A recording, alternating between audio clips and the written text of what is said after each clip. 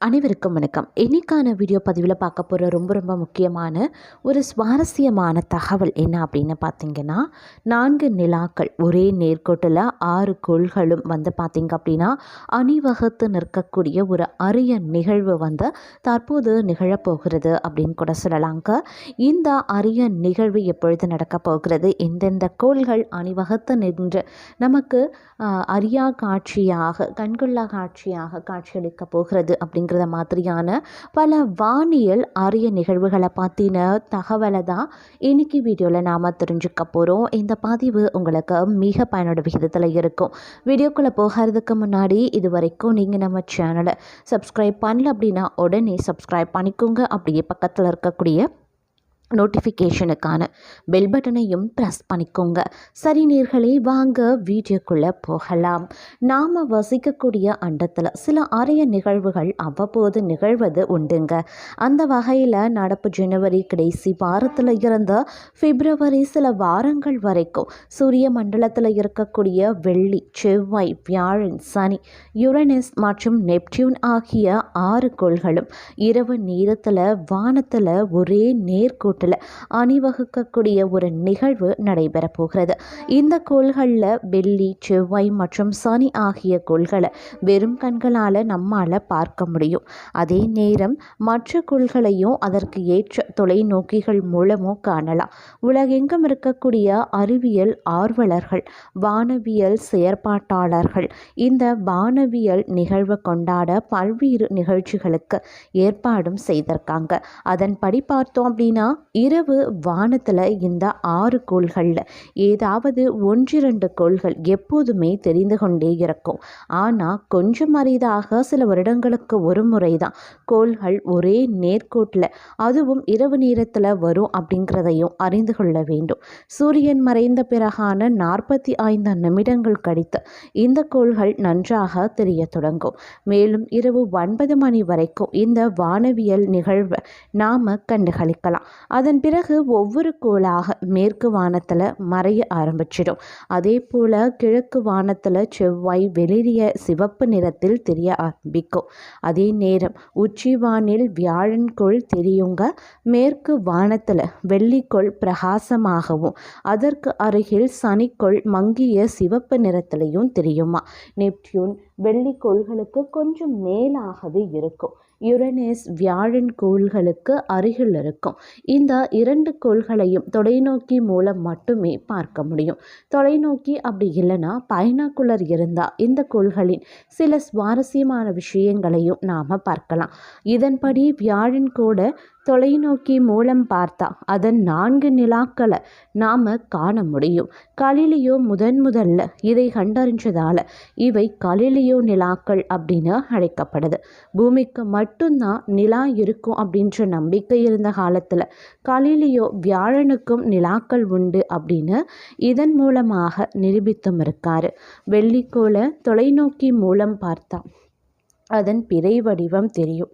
நிலாக்களுக்கு பிறைகள் இருப்பது போல பூமியில் இருந்து பார்க்கும்போது வெள்ளிக்கோள்களும் பிறைகள் உண்டு அப்படிங்கிறத கலிலியோ முதலாக கண்டறிஞ்சிருக்காரு.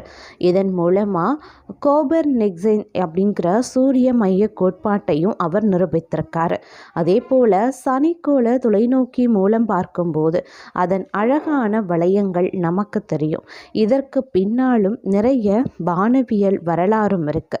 குறிப்பாக செவ்வாய்க்கோளின் இயக்கத்தை கெப்லர் கிட்டத்தட்ட 8 வருடங்கள் ஆராய்ந்து கோள்கள் அனைத்தும் சூரியனை நீள்வட்ட பாதையில் சுற்றி வருகின்றன அப்படின்னும் நிறுவியிருக்காரு. இந்த கோள்களின் அணிவகுப்பை பற்றி அறிவியலுக்கு புறம்பான சில செய்திகளும் சமூக ஊடகங்களில் உலா வந்துட்டுருக்கு அப்படின்னு கூட சொல்லலாம். கோள்கள் ஒரே நேர்கோட்டில் வரும் அப்படின்னு சொல்லும்போது இந்த கோள்கள் ஒன்றுக்கொன்று அருகருகே வருகிறது அப்படின்னு முதல்ல நினைக்கக்கூடாது. ஒவ்வொரு கோள்களும் அதற்கான தொலைவில் தான் இருக்குது. பூமியில் இருந்து பார்க்கும்போது அவை அருகருகே இருப்பது போல நமக்கு தெரியும். அதே போல் இந்த நிகழ்வினால் எந்த இயற்கை சீற்றங்களும் உடல்நல பிரச்சனைகளும் ஏற்படாது அப்படிங்கிறதும் மற்றொரு விஷயம் அப்படின்னு சொல்லலாம். அதே சமயம் ஒரே நாளில் 7 கோள்களும் காட்சி தரும் ஒரு அதிசய நிகழ்வு அரங்கேற இருக்கக்கூடிய நிலையில் பிப்ரவரி 28ஆம் தேதி இரவு வானில் ஏற்கனவே காட்சி தரும் 6 கோள்களுடன் புதன் கோளும் இணையும் அப்படிங்கிற செய்தியும் வெளியாக இருக்கு. 7 கிரகங்களின் அபூர்வ காட்சியை வானவியல் ஆய்வாளர்கள் அப்படின்னு அன்று கண்டுகளிக்கலாம். இது விஞ்ஞானிகளுக்கு ஏன் முக்கியமானது அப்படின்னு தெரிஞ்சுக்கலாம். அதாவது இந்த ஜனவரி மற்றும் பிப்ரவரி மாதங்களில் தெளிவான இரவு நேரத்தில் வானத்தை பார்த்தா உங்களுக்கு ஒரு விருந்து காத்திருக்கிறது. அதாவது வெள்ளி, செவ்வாய், வியாழன், சனி, யுரேனஸ் மற்றும் நெப்டியூன் அப்படின்னு 6 கோள்களும் தற்போது இரவு வானத்தில் காட்சியளிக்கும். பிப்ரவரி மாதத்தின் பிற்பகுதியில் ஒரே ஒரு இரவு மட்டும் அவற்றுடன் புதனும் இணைந்து 7 கிரகங்களின் வரிசை வானத்தில் காட்சி தரும். இது வானியல் ஆர்வலர்களுக்கு மட்டுமான காட்சி கிடையாது. இது சூரிய மண்டலத்தில் நமக்கான இடம் குறித்த புதிய புரிதல்களையும் தரும் சாத்தியக்கூறுகள் அப்படின்னு சொல்லலாம். நமது சூரிய குடும்பத்தின் முக்கிய 8 கோள்களும் சூரியனை வெவ்வேறு வேகத்தில் சுற்றி வருது. சூரியனுக்கு மிக அருகில் இருக்கும் புதன் கோளானது 88 நாட்களில் ஒரு சுற்றை நிறைவு செய்து, அதாவது புதன் கிரகத்தில் ஒரு ஆண்டு அப்படிங்கிறது 88 நாட்கள், பூமியின் ஆண்டு அப்படிங்கிறது 365 நாட்கள். அதிகபட்சமாக நெப்டியூன் சூரியனை சுற்றி வர 60,190 நாட்கள், அதாவது சுமார் 165 ஆண்டுகள் ஆகும். கோள்கள் வெவ்வேறு வேகத்தில் சுற்றி வர்றதுனால சில நேரங்களில் அவற்றில் பல சூரியனின் ஒரே பக்கத்தில் வரிசை கட்டி நிற்பதும் உண்டு. பூமியில் இருந்து காணும்போது இரவு வானத்தில் ஒரே நேரத்தில் பல கிரகங்களை நம்மால் காணவும் முடியும். சில அபூர்வ சந்தர்ப்பங்களில் இரவு வானத்தில் அவை அனைத்தும் ஒரே நேர்கோட்டில் காட்சியும் தரும். அதாவது புதன், செவ்வாய், வியாழன், சனி கோள்கள் வெறும் கண்களாலேயே காணக்கூடிய அளவு பிரகாசமாக இருக்கும். அதே நேரம் யுரேனஸ் மற்றும் நெப்டியூனை காண பைனாகுலர் அல்லது டெலஸ்கோப் தேவைப்படுது. இந்த நிகழ்வு நடக்கிறத நாம் ஜனவரி, பிப்ரவரி மாதங்களில் காணலாம். கிரகங்களில் உண்மையில் நேர்கோட்டில் கிடையாது. சூரிய மண்டலத்தில் அவற்றின் சுற்றுப்பாதை காரணமாக அவை வானில் அரைவட்ட வடிவத்தில் தென்படும். இவ்விரு மாதங்களில் தெளிவான இரவுகளின் போது புதன்கோளை தவிர மற்ற கோள்கள் அனைத்தையும் நம்மால் பார்க்க முடியும் அப்படின்னும் சொல்லப்பட்டிருக்கு. இந்த நிகழ்வு கோள்களின் அணிவகுப்பு அப்படின்னும் அழைக்கிறாங்க. பிப்ரவரி 28ஆம் தேதி வானிலை ஒத்துழைத்தால் 7 கோள்களும் ஒரே நேர்கோட்டில் இருப்பதை நம்மால காணவும் முடியும். இது பூமியில இருந்து காண்போருக்கு ஒரு அற்புதமான காட்சி அப்படின்னு சொல்லலாம். கோள்களை உங்களது கண்களால் காண்பதில் ஒரு தனி சிறப்பு இருக்கிறது அப்படின்னு பிரிட்டனில் அமைந்திருக்கக்கூடிய பிரிட்ஸ்டார் லேப்ஸ் நிறுவனத்தின் வானியலாளரும் அறிவியல் தொடர்பாளருமான ஜெனிஃபர் மிலாட் தெரிவித்திருக்காரு. அதாவது நீங்கள் கூகுள் செய்து இந்த கோள்களின் சிறப்பான காட்சிகளையும் பார்க்க முடியுமா? ஆனால் அவற்றை நீங்கள் நேரடியாக காணும்போது விண்ணில் பல லட்சம் அல்லது கோடி மைல்கள் கடந்து வந்த போட்டான்கள் உங்கள் விழித்திரைய தொடுது. அதாவது புதன், செவ்வாய், வியாழன், சனிக்கோள்கள் வெறும் கண்களாலேயே காணக்கூடிய அளவு பிரகாசமாகவே இருக்கும்.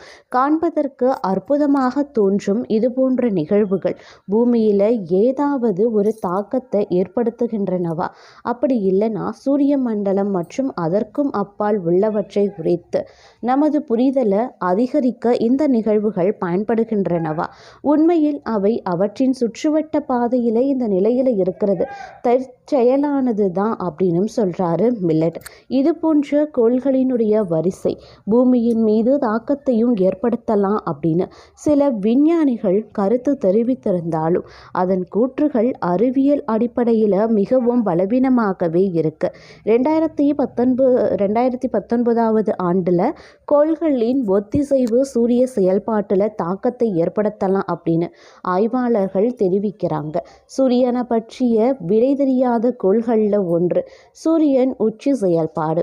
அதாவது நாம தற்போது இருப்பது மற்றும் குறைந்தபட்ச செயல்பாடு என 11 ஆண்டுகளுக்கு ஒரு முறை மாறுவதற்கு என்ன காரணம் அப்படிங்கிறது தான்.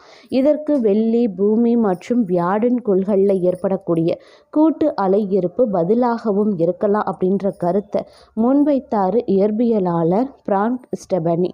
ஜெர்மனியில் ட்ரெஸ்டன் ரோஸ்டாரர் பில் அப்படிங்கிற ஹெல்ஸ்டோல்ஸான் ஜென்மெண்ட் ஆகிற மையத்தில் அவர் பணிபுரிகிறார். சூரியன் மீதான ஒவ்வொரு கோள்களினுடைய அலையீர்ப்பு மிகவும் குறைவானது என்ற போதிலும் 2 அல்லது அதற்கு மேற்பட்ட கோள்கள் சூரியனுடன் ஒரே வரிசையில் இருக்கும்போது இது சிசிஜி அப்படின்னு அறியப்படுகிறது. அவை ஒருங்கிணைந்த நட்சத்திரத்திற்குள்ள ராஸ்பி வெப்ஸ் அப்படின்னு சொல்லப்படக்கூடிய சிறிய சுழற்சிகளை ஏற்படுத்துதான். அதன் மூலம் வானிலை நிகழ்வுகளில் மாற்றங்கள் ஏற்படலாம் அப்படின்னு சொல்கிறாரு ஸ்டெபானி.